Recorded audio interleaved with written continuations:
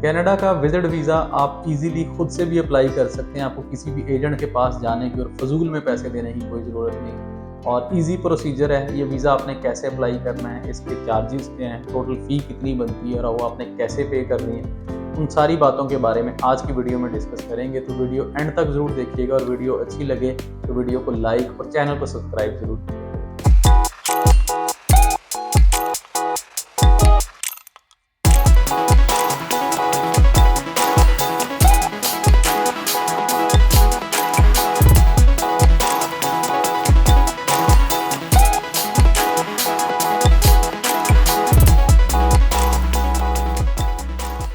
अस्सलाम वालेकुम, welcome back to my channel Shahzain Yasir. आज की वीडियो में हम बात करेंगे कनाडा के विजिट वीज़ा के बारे में कि ये विजिट वीज़ा कनाडा का आप खुद से भी इजीली अप्लाई कर सकते हैं। आपको किसी भी एजेंट के पास जाने की ज़रूरत नहीं है। इसके लिए डॉक्यूमेंट्स कौन से रिक्वायर्ड हैं। बेसिकली जो कनाडा के विजिट वीज़ा की एप्लीकेशन है आपको ऑनलाइन फिल करनी पड़ती है और फीस भी जो है आपको ऑनलाइन ही पे करनी पड़ती है और उसके बाद आपको बायोमेट्रिक की अपॉइंटमेंट मिल जाती है। बहुत ही इजी प्रोसीजर है। कनाडा की जो वेबसाइट है आईआरसीसी, उसकी वेबसाइट पे जाके आपको लॉगिन करना होगा, अपना अकाउंट जनरेट करना होगा और उसके बाद आपने जो अपना वीज़ा फॉर्म है उसको फिल करना शुरू करना। उसके कुछ पेजेस होंगे, उनमें सारी डिटेल्स होंगी। वीज़ा अप्लाई करने से पहले कुछ बातें आपके माइंड में होनी चाहिए। आज की वीडियो बनाने का मकसद भी ये था कि अगर आप वीज़ा अप्लाई करना चाह रहे हैं उससे पहले ये सारी बातों पर थोड़ा सा गौर कर लें और उसके बाद अपने उस वीज़ा फॉर्म को फिल करना शुरू करें। उन बातों में पहली बात तो ये है कि आपके फाइनेंशियल जो डॉक्यूमेंट्स हैं वो कितने स्ट्रॉन्ग हैं। क्या आप जॉब करते हैं या आप बिजनेस करते हैं, क्योंकि दो ही सिनेरियो होते हैं, या आप जॉब करते हैं या आप ये बताते हैं कि मैं बिजनेस करता हूँ। अगर बिजनेस कर रहे हैं तो बिजनेस कितने अरसे से कर रहे हैं और बिजनेस अकाउंट में या आपका जो भी क्लोजिंग बैलेंस है वो कितना है, आप कितना अर्न कर रहे हैं अपने बिजनेस से। बेसिकली फाइनेंशियल मीन्स का मतलब ये होता है कि आपने बताना है कि ये मेरा बिजनेस है और इससे मंथली मैं इतना अर्न करता हूँ और ये मेरे अकाउंट में जो अमाउंट शो हो रही है ये मेरी सेविंग है और इस सेविंग से मैं कुछ खर्च करके वहाँ पे विजिट के लिए जाना चाह रहा हूँ। क्योंकि कनाडा के विजिट वीज़ा में हमेशा आपने एक ही बात है कि आपने टूरिज्म ही शो करना होगा कि मैं टूरिज्म पर्पज़ के लिए कनाडा विजिट करना चाह रहा हूँ। इसी तरह अगर आप जॉब करते हैं तो आपकी सैलरी कितनी है, क्योंकि सैलरी बहुत इंपॉर्टेंट है कि आपकी सैलरी कितनी है। तो सैलरी के लिए एक सिंपल सी टिप तो ये है कि अगर आप कनाडा का विजिट करना चाह रहे हैं तो एटलीस्ट आपकी जो सैलरी है 1.5 से 2 लाख के करीब होनी चाहिए।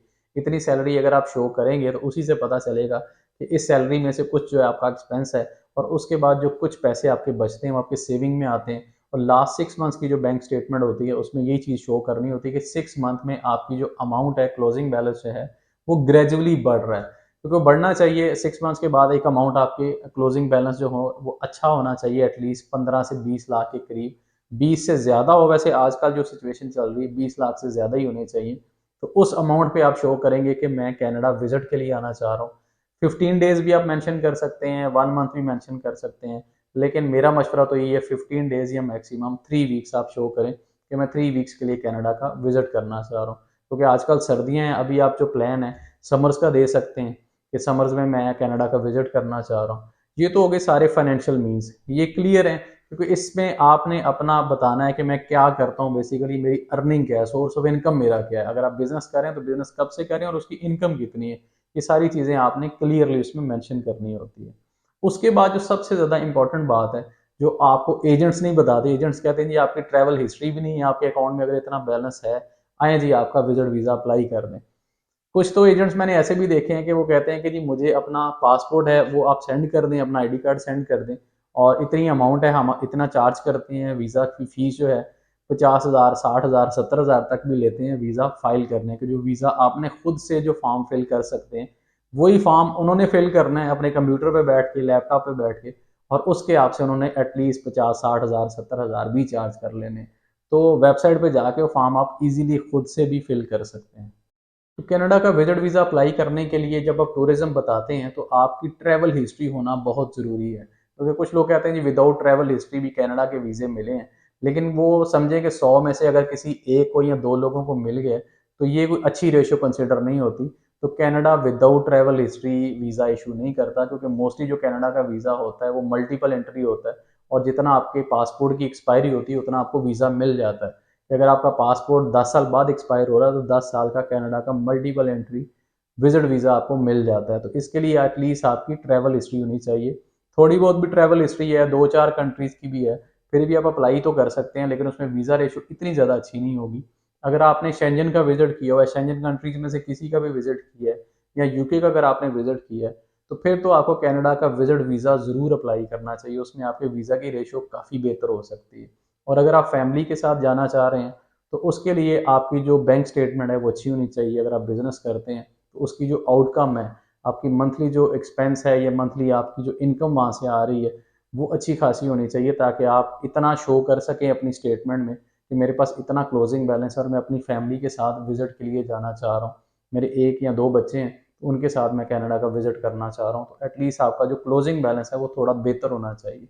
एटलीस्ट 40 लैक्स के करीब होने चाहिए आपके अकाउंट में जो क्लोजिंग बैलेंस है। क्योंकि कनाडा का विजिट वीज़ा अप्लाई करने के लिए 2 बातें आपके माइंड में क्लियर होनी चाहिए। आपका सोर्स ऑफ इनकम, आपकी जो बैंक स्टेटमेंट है या आपके पैसे कहाँ से आ रहे हैं, ये क्लियर होना चाहिए। और दूसरा, आपकी ट्रैवल हिस्ट्री होना ज़रूरी है। विदाउट ट्रैवल हिस्ट्री बड़ा मुश्किल हो जाता है कनाडा का वीज़ा हासिल करना।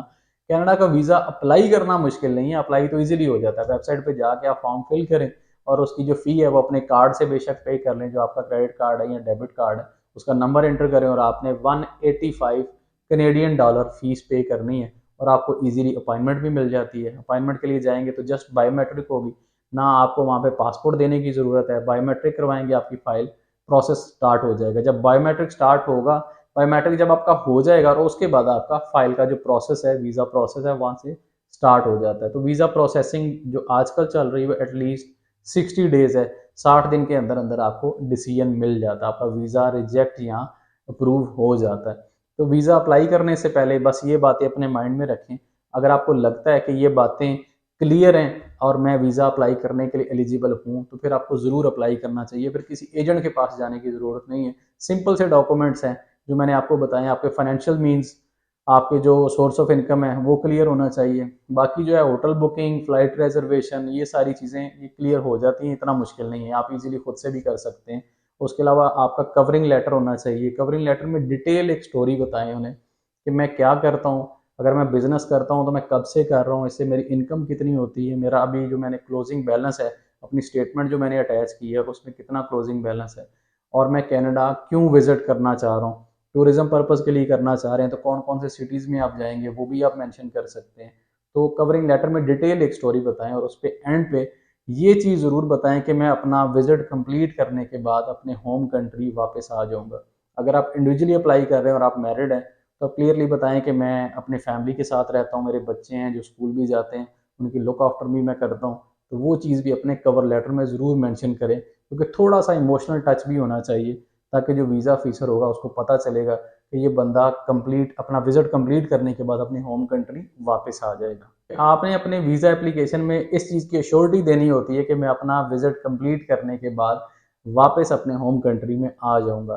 तो ये जितने भी चीज़ें आपको चाहिए होती हैं, जो आपका सोर्स ऑफ इनकम है, वो इसीलिए मांगते हैं कि आप बंदा एलिजिबल है इसके लिए कि वो इतना अच्छा अर्न करता है कि वो विजिट के लिए कनाडा आएगा और विजिट कंप्लीट करने के बाद वापस अपने होम कंट्री भी आ जाएगा। कब से ये बिजनेस कर रहा है या जॉब कर रहा है, तो किस पोस्ट पे कर रहा है, उसका डेजिग्नेशन क्या है, उसकी सैलरी क्या है। तो ये सारी चीज़ें मांगने का मकसद सिर्फ ये होता है कि उन्हें पता चल सके ये बंदा कितने पानी में है, तो क्या ये वाकई विजिट के लिए आना चाह रहा। सेकेंडली, ट्रैवल हिस्ट्री भी इसीलिए पूछते हैं कि इससे पहले आपने क्या ट्रैवल किया है, कहाँ पे आप टूरिज्म पर्पज़ के लिए गए हैं। छोटे कंट्रीज़ में आप गए नहीं है, थाईलैंड, दुबई तक तो आप गए नहीं है, और आपने डायरेक्ट छलांग लगानी है कि जी मैंने कनाडा जाना है। तो ऐसे केसेस में रिफ्यूज़ल के चांसेस काफ़ी ज़्यादा बढ़ जाते हैं। अगर आपके पास कनाडा से कोई स्पॉन्सर है, अगर आपका कोई ब्लड रिलेशन कनाडा में है, तो वो अगर आपको स्पॉन्सर करता है विजिट के लिए, तो फिर आपकी ट्रैवल हिस्ट्री ना भी हो, बैंक स्टेटमेंट इतनी अच्छी ना भी हो, फिर भी आपका वीज़ा अप्रूव होने के चांसेस काफ़ी ज़्यादा होते हैं, सिर्फ इस केस में कि अगर आपको कनाडा से कोई स्पॉन्सर कर रहा है। क्योंकि जो स्पॉन्सर कर रहा है वो क्लियरली फिर मेंशन करता है कि इस बंदे को मैं कनाडा विजिट के लिए बुला रहा हूँ। ये वो फैमिली विजिट वीज़ा होता है बेसिकली, कि उसमें वो बताएगा कि इतने दिन के लिए आना चाह रहा है, इसको मैं अकोमोडेशन भी दूंगा और कनाडा में जितना भी घूमने फिरने का जो एक्सपेंस है वो भी मैं उसको बियर करूंगा। वो सारी चीज़ें उसमें मेंशन कर देते हैं स्पॉन्सर लेटर के अंदर। तो ऐसे केस में ज़रा आपका केस स्ट्रांग हो जाता है और आपका वीज़ा इजीली अप्रूव भी हो जाता है। तो आपकी ट्रैवल हिस्ट्री ना भी हो, बैंक स्टेटमेंट इतनी अच्छी ना भी हो, तो फिर भी आपका वीज़ा अप्रूव हो सकता है। अदरवाइज बहुत मुश्किल है कनाडा का वीज़ा। आप कहें कि जी मुझे फ्रेश पासपोर्ट पे मिल जाए विदाउट स्पॉन्सर, तो पॉसिबल ही नहीं है। तो ये थी जी कुछ बातें रियलिटी बेस। मैं कोई एजेंट नहीं हूँ कि जो आपको बताऊं कि जी आप मुझसे फाइल बनवाएं या मुझसे अपना प्रोसेस करवाएं वीज़ा का। वीडियो बनाने का मकसद जस्ट अवेयरनेस है कि आप वीज़ा खुद से भी अप्लाई कर सकते हैं, कोई मुश्किल काम नहीं है। कुछ स्टेप्स होते हैं, कुछ पेजेस हैं वीज़ा एप्लीकेशन को, आप खुद से फिल करें, अपने कार्ड से उसकी पेमेंट करें और बायोमेट्रिक की अपॉइंटमेंट लें और जाके बायोमेट्रिक करवा के आ जाएं और उसके बाद वेट करें और विद इन 60 डेज़ आपके वीज़ा का डिसीजन जो है वो ईजिली आ जाता है। तो वीडियो अगर अच्छी लगी हो तो वीडियो को लाइक ज़रूर कर दिया करें, इससे ज़रा मोटिवेशन होती है, और चैनल को सब्सक्राइब ज़रूर कर दिया करें। मिलते हैं नेक्स्ट वीडियो में, तब तक के लिए अल्लाह हाफिज़।